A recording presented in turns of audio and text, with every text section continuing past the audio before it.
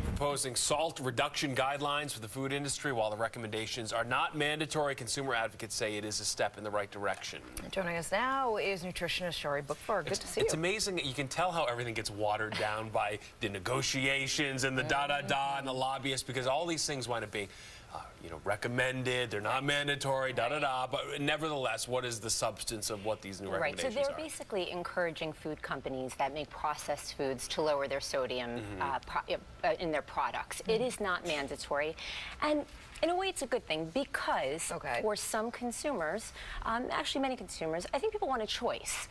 They may not want to have to eat a lower sodium pizza or a lower sodium soup, but it is voluntary, so I think that companies will be on board for it.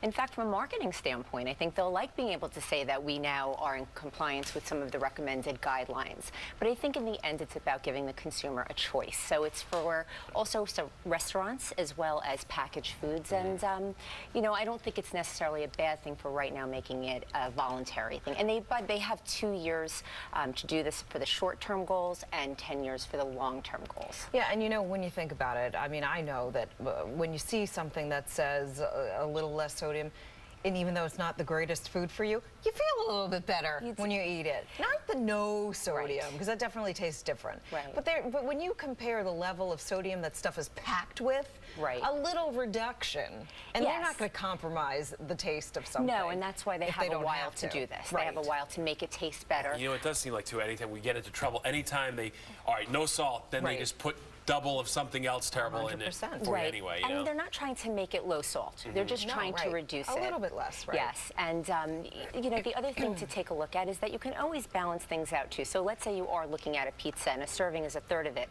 You can have one slice of pizza along with a salad, some other things that are healthy, so it can fit into the recommendations, which they're trying to get down from the average of about 3,400 milligrams a day down to 2,300 per day per person. And so it's that's hidden in everything. It is. But, and sugar, for that matter.